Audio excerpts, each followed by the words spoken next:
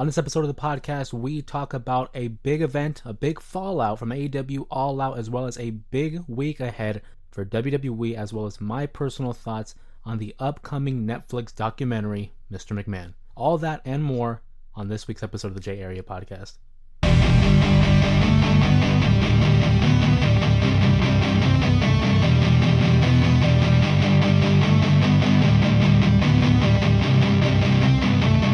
Members of the J Area, welcome back to another episode of the podcast. Of course, my name is Jose Ramos Jr., and a lot to discuss on this week's episode of the podcast. It's been a big couple of weeks in pro wrestling, a busy couple of weeks, as well as more to come in this next couple of days, especially within the WWE. But first and foremost, I have to bring up AEW's latest pay-per-view event, All Out.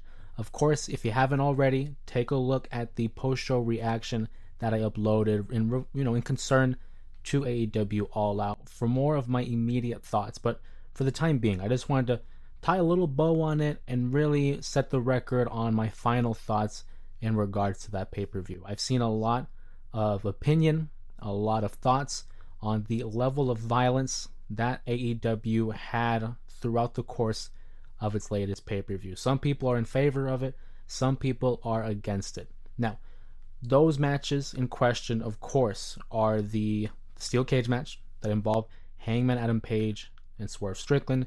We had the Chicago street fight that involved Willow Nightingale and Chris Statlander, and also the conclusion of the Bryan Danielson versus Jack Perry matchup, where we saw Jon Moxley betray one of his good friends, Bryan Danielson, by placing a plastic bag over his head and essentially suffocating him until he passed out. I can totally resonate, and I can totally understand where there is a portion of the audience who deems it too violent. They deem it just too excessive for AEW. I saw comments on some of the videos I had uploaded regarding AEW and the stunts that they had pulled during the pay-per-view, and one user had actually commented that AEW needs to recognize that it's very difficult to have, sponsors or dealships, partnerships with a professional company or whatever the case may be. It's difficult to have that when you have gratuitous violence, episode in and episode out of your programming. And I totally resonate that. From a business standpoint, it can be difficult to attract, partnerships or establish yourself as a credible source of entertainment for a wide audience, right? I do get that, and I agree with it in that sense. But from a professional wrestling fan standpoint, because obviously I'm not a businessman, I'm not a TV exec, I'm a professional wrestling fan, just like you are, who is sitting there watching these episodes of the podcast and keeping up to date with the product that is WWE or AEW. With that being said, AEW, from day one, had set out in being an alternative to the WWE. The WWE, for the better part of 2 decades, had been the only show in town. Granted, you did have your Ring of Honors, TNA, New Japan, you had your Lucha Libre such as AAA or CMLL, but in terms of a real credible, industry, you had WWE as the leader. There was no one else that compared to the level of productivity, to the level of just production value, or the quality in product that was the WWE. Now, granted, there was a lull during that period in the Ruthless Aggression era where they had years that weren't really as successful as the Attitude Era. But being that they were the only big brand in town, they didn't have much competition to work with. Now, with that being said, over the course of time, wrestling fans began to grow tiresome of the same old trend within the WWE. They wanted change. AEW, from day one, Tony Khan, the Bucks, Cody, Kenny, they set out to give the fans something different. Like I said, an alternative. The WWE is not recognized for pulling off these violent stunts or these controversial, moments in their matches. They're very much sports entertainment. They're going to get you with their storytelling. They're going to get you with just the branding of the WWE and its superstars. AEW still in its infancy, trying to figure out its footing, and it's really teetering that balance between a competitor to the WWE and an independent show. And not that that's a bad thing. I go back to that it's an alternative. AEW is doing what they're doing to figure out what is their medium. What are they good at? Their tagline is AEW where the best wrestle. I think that's a fair assessment. You have guys like Bryan Danielson, you have guys like Will Ospreay, Swerve Strickland, so many names, Kenny Omega, Okada. They have a great roster. But what sets them apart from the WWE is their very in-ring focus, and as well as they give you variety. AEW All Out was filled with diverse styles in pro wrestling, whether it was the high-flying action that was Pac versus Will Ospreay, the hardcore matchup between Statlander and Willow Nightingale, the violent encounter in the main event between Swerve and Page. You had the technical prowess of Bryan Danielson. You had a brutal matchup, a physical matchup between MJF and Garcia. Tag team matches. It gave you a little bit of everything. If you want them to be more PG friendly and to steer away from the violent nature of pro wrestling, that's why you have the WWE. That's why you have TNA. That's why you have other avenues. It's like the movie industry. You have different genres. I love movies. You can see them over here on my shelf. But I'm not stuck to just one genre. I might be feeling horror one day. Maybe a comedy. Maybe a drama. But it doesn't change the fact that I'm a fan of movies. And I think that's the same thing when it comes to pro wrestling. AEW has figured out what makes them different from the WWE, and they try to capitalize on it. Now, granted, is it the right thing to do? That could be up to debate depending on your morals and depending on your values. But you have to take it at face value for what it is. It is the alternative. It is the competition to WWE, who has been running the same show for the better part of 50 years, essentially. Of course, it's evolved over the course of those 50 years. But it's important to realize, it's important to recognize that maybe I'm not a fan of what they're doing here. That doesn't necessarily mean I should stop watching altogether. I just have other options that I can divulge in, right? Nonetheless, I digress. AEW All Out, I thought, was a success. I thoroughly enjoyed the main event between Adam Page and Swerve Strickland. Like I said, it was a violent encounter, and that's okay. I think if you're going to do those kind of matches, you want to do them sporadically. You don't want to have these hardcore matches every episode of Dynamite or every pay-per-view. You want to have them where to the point where it means something. Adam Page and Swerve Strickland are at a point in their rivalry where it warranted that type of a reaction, where it warranted those kind of spots. Now, when they pulled out the syringe and Adam Page had removed the grill of Swerve Strickland and injected him with that syringe, and then you had the devastating chair shot that followed, I will say the chair shot might have been excessive. But upon looking at the other, angles of the chair shot itself, part of me thinks it might have been gimmicked. The way it gave in, either Adam Page swung that thing with like full force and held nothing back, or it might have been gimmicked just a little bit to the point where it gave in, so it wasn't as much of a devastating blow that it appeared. If you paid attention, AEW upon that chair shot they cut to a different camera angle, a wider shot that really gave a sense of the arena, and it wasn't necessarily focused on the headshot itself. I don't think that was by accident. I think that was done purposefully. I think that AEW knew what they were doing. They praised themselves in being safe with their workers. We just saw a couple months ago during Blood and Guts, Darby Allin was I don't know if it was my memory might be serving me wrong, but I know Jack Perry had received a devastating chair shot himself while he was handcuffed to the cage itself.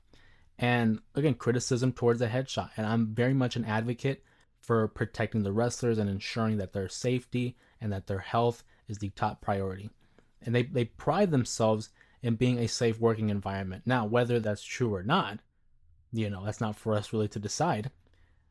I think it's very important that you hold that into consideration.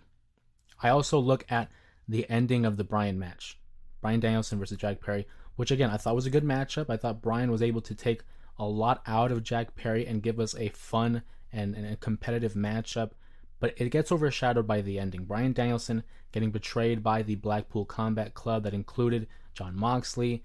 It also has Claudio. Wheeler Yuta wasn't involved in the betrayal. If anything, he had more sympathy towards Bryan. So it's going to be interesting to see where we go from there. Are we going to be running like a Stockholm syndrome type of a deal with Wheeler Yuta and members of the BCC? Is he going to side with Bryan? I don't know. There's a lot of ways you can go with it. I do think that the interesting point of the story to keep an eye on is the Trios Championship. Claudio and Pac, who both are against Bryan at this point, have Wheeler Yuta as their tag team champion partner, who clearly is more in line with Bryan Danielson. I'm hoping on Dynamite we get some kind of resolution there, we get some kind of explanation, and where we're going moving forward when it comes to that, I could see them doing some kind of angle where Jon Moxley gets the title.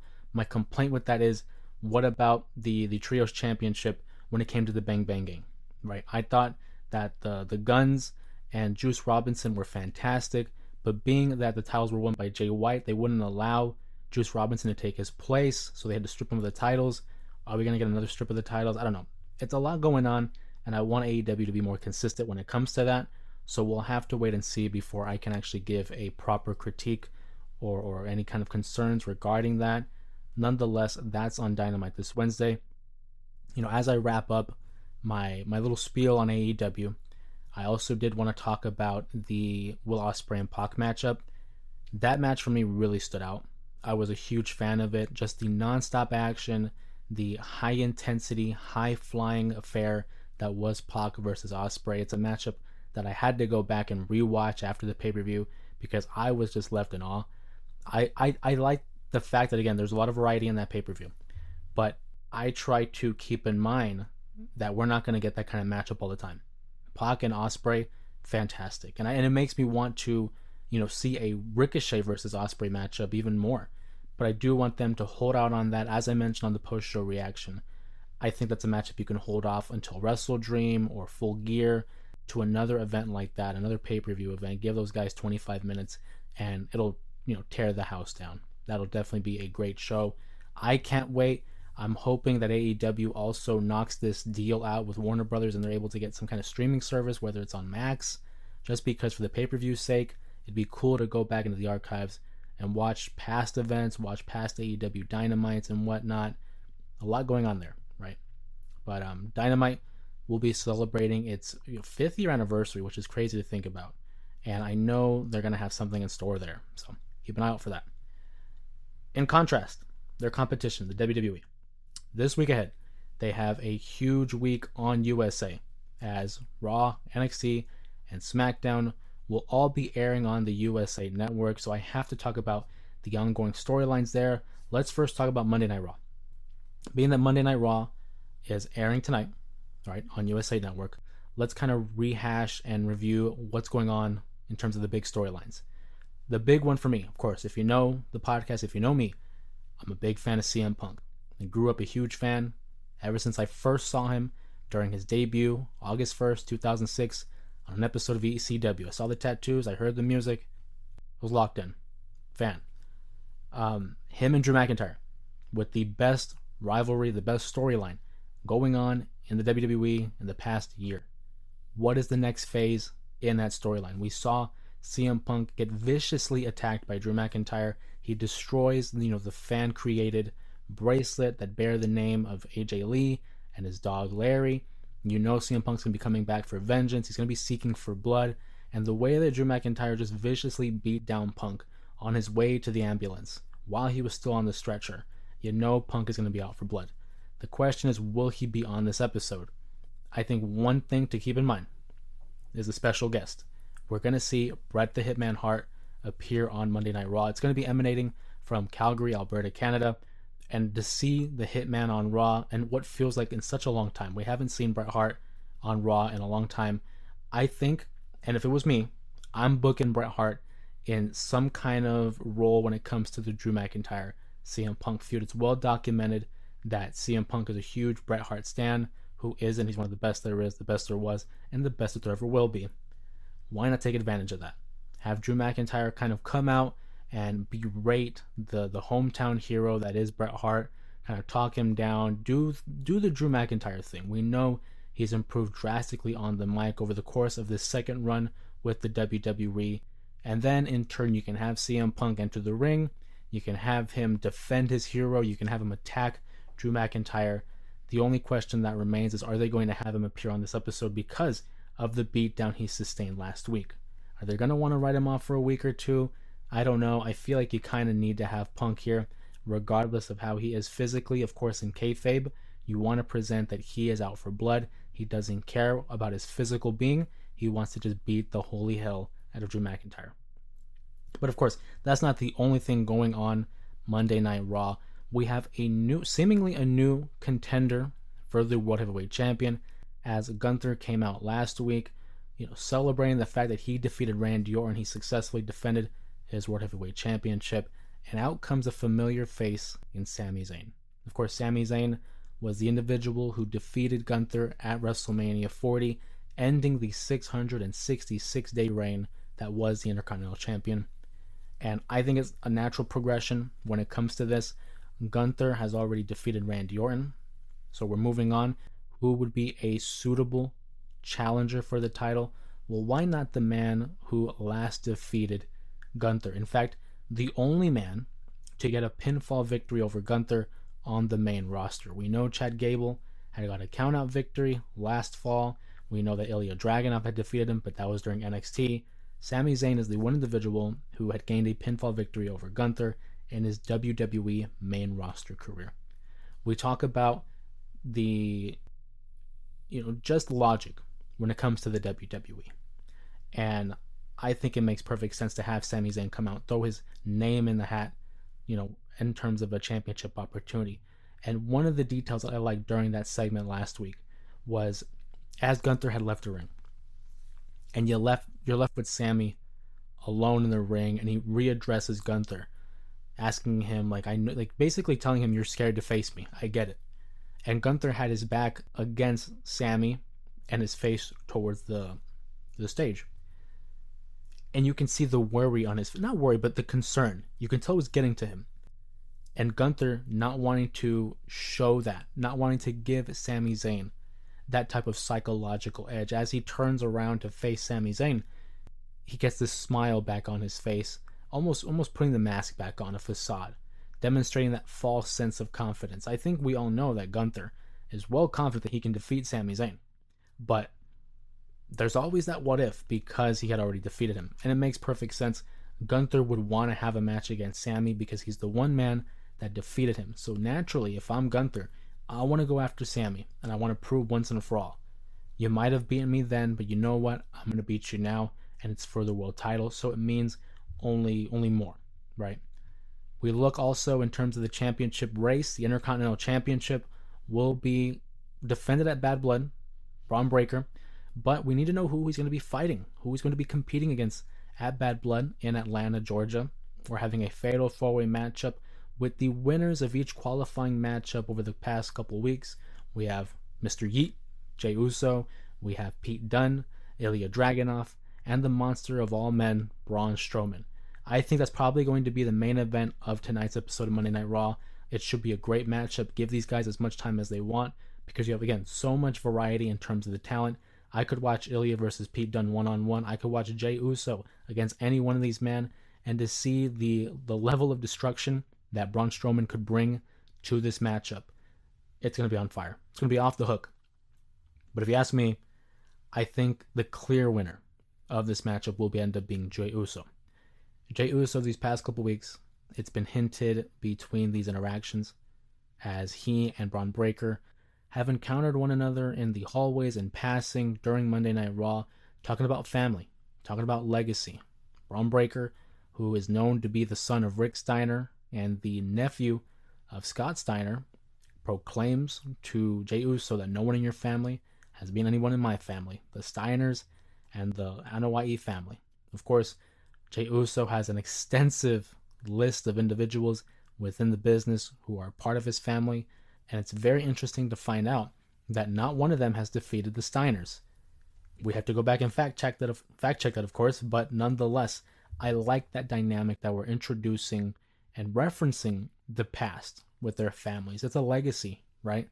And it really rewards people like you and I who keep up with the product. And we follow the storylines. We know of the history. We know of the legacy. So when we see, future generations like a G Uso, like a Braun Breaker competing against one another, it makes me feel rewarded as a fan who kept up with the Rikishis, who kept up with the Steiners, who kept up with the Umagas, then on and so forth. I think Jey Uso wins this Fatal 4-Way matchup. They have a fantastic match at Bad Blood. Who I think will win the matchup, I won't announce here. I'll go ahead and share that in the prediction video that I plan to upload regarding the Bad Blood card. But Monday Night Raw should be shaping up to be a great show. Again, it's another episode on the USA Network. We're preparing for the transition to Netflix, which should be coming, I believe, January 6th. So that'll be interesting as well to see, as it is a 3-hour show. But being that Netflix doesn't have commercials, will it be condensed to 2 hours, 2.5 hours? Will we get commercials within the show, whether it's like a WWE shop or some kind of sponsorship, like Wingstop, those deals that they have? I could certainly see that being the case, but we haven't gotten any really details about that. And Monday Night Raw isn't the only show that will be transitioning to a new network. We also have NXT, which has been on the USA Network since 2019, back when they had transitioned from the network and moved over to USA Network as a way to compete with the newest show, AEW Dynamite. I don't know if you heard of it. They'll also be moving to the CW Network next month, I believe. And one of the big announcements for that card, for that matchup in early October, the first episode of the CW era in NXT, will be NXT Women's Champion Roxanne Perez defending her title against the newly debuted Giulia. We have been waiting for seemingly months. I think it was around WrestleMania 40 Stand and Deliver where it was announced that Giulia was on her way to NXT. She finally made her long-awaited debut, and I think it's just perfect. It makes perfect sense to have this be the matchup as the premiere to the CW. You want to attract as many wrestling fans and potential new fans as well to the product. What better way than to have one of the best women's wrestlers in WWE right now, Roxanne Perez, and one of the more versatile wrestlers in the world in Giulia. I think the one question here is, do they have Giulia win that title in her first attempt, in her first matchup? Granted, that's what I would ask after the No Mercy event, but we now have word that this week, Giulia, her first matchup will be against Chelsea Green. I think that's a great idea. It's going to showcase the star potential of a Giulia, as well as giving a girl like Chelsea Green the proper rub, right? You're going to have her in the ring with Giulia. All the news is going to be surrounded around this matchup, so now we're going to have eyes linked towards Chelsea Green. I think she's the perfect character choice as well, because she doesn't take herself too seriously, so she's able to bump around for Giulia, and looking forward to the matchup for sure. Going back to the title match though, do we see Giulia win the match? Do we see her win that title in her first title opportunity against Roxanne Perez? Roxanne Perez, I think, has had the best women's title run in NXT history. The only one I can make an argument for is like an Asuka, who held that title for like 500 days, undefeated. Fantastic, phenomenal. Roxanne Perez, the type of matchups that she's been able to have, especially at the young age of 22. Still relatively new to the WWE style, but not new to pro wrestling, as I believe she's been training since like 17, 16, very young. And you wouldn't know that because of the way that she is in the ring, the professionalism, and just the level of experience that she has brought to NXT. Because in comparison with her, with some other members of the roster, for example, like a Jada Parker, who haven't been in the business for too long, Roxanne Perez is trusted in these moments against these ladies in high-profile matches. You saw the level of, credibility she lends to that title. Every time she sets foot in that ring, it's believable. I think one of the best comps that they've made about her is like an AJ Lee.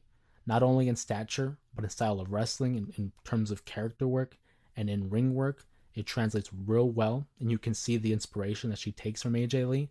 I'm a big fan of both women, AJ Lee and Roxanne Perez, so I'm wishing her nothing but the best. And if she were to drop that title to Giulia, I mean, what more do you want from her? She's been the ideal company woman, especially in terms of representing that brand.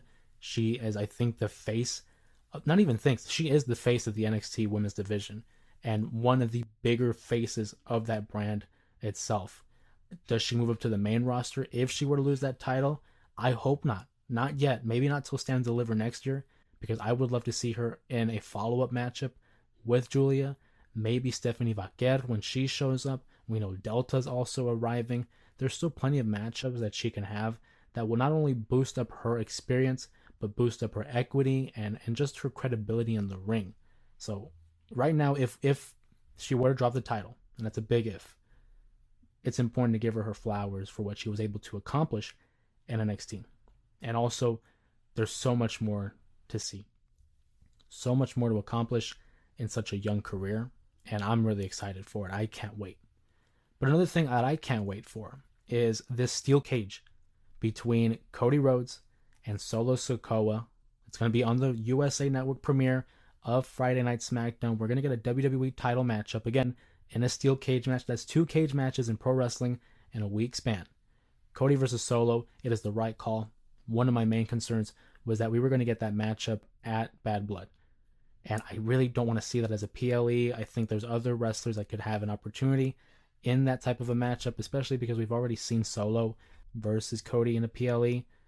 I would have preferred Kevin, and I know that might be, contradictory because we just saw Kevin Owens against Cody, but it's just I feel like there's a much more richer story when it comes to that. Cody becoming too involved with the bloodline. I'm not saying I'm tired of it, but I could see it becoming an issue down the line where it's just not as interesting as it should be, right? I like the idea of a cage match.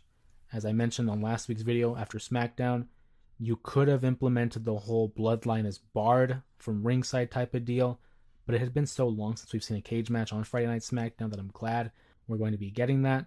I'm obviously predicting a Cody victory. I don't see in any world that Solo wins that title, at least in this iteration of his character. I think he's still deeply involved with the bloodline and Roman Reigns and what's going on there. So Cody Rhodes should get the victory, hopefully clean. That way he can pay back Solo for pinning him at Money in the Bank. But Solo Sikoa is also an interesting character to keep up with. We watched on SmackDown this past week. Cody Rhodes wanted to give away another title opportunity, except he wasn't speaking to Solo. He was talking to Jacob Fatu. And I thought that was very interesting. It showed that Cody is well aware of how the bloodline hierarchy works. We saw when Roman Reigns was the tribal chief, or rather, he is the tribal chief, but when he was the leader of the bloodline, I should say. We saw how that self-doubt, that insecurity would creep in every now and then when a guy like Jey Uso or Sami Zayn would get the attention of the audience or seek out that type of praise. Solo Sikoa, in the same vein, you can see the way he looked at Jacob Fatu when he approached the ring, as if, really, you're going to accept this title match. But don't just focus on Solo, focus on Jacob. Because keep in mind with Jacob Fatu, he arrived on the scene in June. We're now in the middle of September, approaching October. And he's already done so much in terms of character work, in terms of building up his equity. He's become one of the high-profile superstars in the WWE. He's become must-see every single time you see the Samoan Werewolf on TV. He won the Tag Team Championships alongside Tama Tonga. And what happened shortly after? Solo Sikoa requested that he relinquish that title and award it to Tama Tonga. Tama Tonga, who was not even in the match to win that title. Jacob Fatu had to give up a championship that he had won, that he had earned in such a short time. And then fast forward, the WWE champion, Cody Rhodes, issues a challenge, basically is welcoming Jacob Fatu into the ring to receive a WWE title opportunity this early in his young career. And Solo Sikoa gives him the look and basically, without saying anything, tells him, "No, you don't.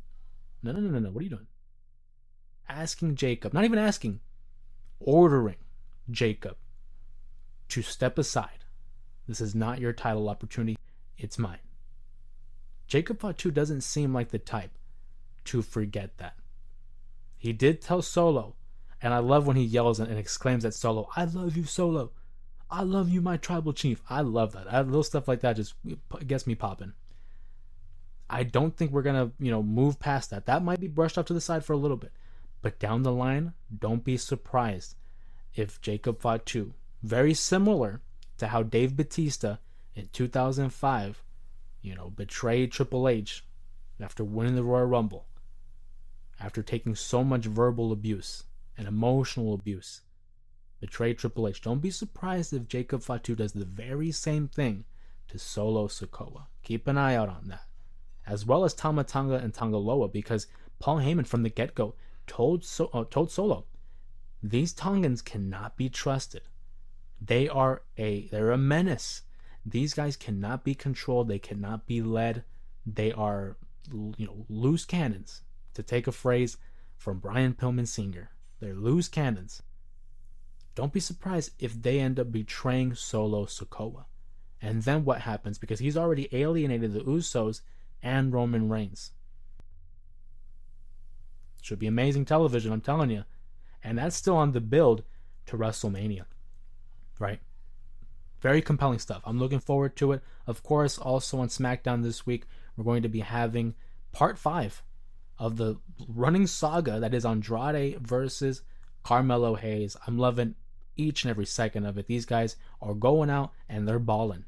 Two of the best that SmackDown has to offer, with United States Championship implications involved in this matchup. I think, if you ask me right now, I think Melo gets the victory, gets a championship opportunity, hopefully at Bad Blood against LA Knight, because I want to see LA Knight on a PLE, especially against Melo. Good God Almighty, what a great match that would be. But nonetheless, great showing there. I can't wait for it. Bad Blood, as I said, is shaping up to be one hell of a PLE. A lot of different intricate storylines going into the event. And I did promise you at the top of the episode that I was going to share my thoughts on the new Netflix documentary on Vince McMahon, of course entitled Mr. McMahon. I think I can speak for a lot of pro wrestling fans who are very interested in what is going to be produced on this documentary. Netflix, of course, is involved with the WWE. They're going to be airing Monday Night Raw every Monday night on Netflix moving forward in what was a historic $5 billion deal. But now you have the guy who created what is WWE now. He had a vision for what pro wrestling could be and executed it. Now, whether or not you're a fan of the product and you're a fan of the source of entertainment that he helped create, it does not disqualify the allegations or the the controversial past that is involved with Mr. McMahon, Vince McMahon. I, of course, don't condone it. It's really hard to distinguish the two in terms of character and the real man, but that's why it's important to watch the documentary. Hopefully gain a little bit more knowledge, as if we didn't have already, in terms of the ongoing investigation and allegation. But some people obviously don't want to spend their time feeding into that, and I respect that. I totally get that. But as someone as myself who has been associated and just a fan of the product for 20 plus years, I've always wanted to see more in detail about what was it like working with the individual, as well as what kind of man he was, or is to this day, I suppose. So definitely we'll check that out. When it comes out, I do anticipate releasing some kind of reaction to it as well, just to share my thoughts on what is revealed in the documentary, the presentation of the WWE, and Vince himself. A lot to digest, I'm sure. I believe it's 6 episodes, about an hour each episode, with interviews with the likes of Hulk Hogan, John Cena, Triple H, Stone Cold Steve Austin, The Rock. I believe Bret Hart might be in it as well. So that leads me to believe it won't be entirely this type of project where it's biased in that it protects the WWE. Because if you have Bret Hart in there talking about Vince, you know the truth will come out, and you know Bret Hart's going to be sharing his honest opinion. So looking forward to that. Of course, there's other content as well on Netflix. Of course, Stephen Amell's Heels, his television show, will be airing on Netflix. So not a lot to see in terms of pro wrestling, right? But I'm looking forward to it. Bad Blood, keep mentioning it. Keep a lookout for the other videos that will be uploaded on the channel itself. I want to thank you guys again for stopping by and hanging out with me, talking about pro wrestling. Of course, if you liked the video, if you enjoyed the podcast and the discussion that we had today, go ahead and give it a thumbs up. Comment down below your current takes on pro wrestling. And since you're already here, take a look at some of these videos that I've already uploaded in the past. Of course, my name is Jose Ramos Jr., and please be sure to subscribe to the channel to keep up to date with all the content that is produced here alongside the J Area Podcast. And with that being said, I'll see you guys in the next one.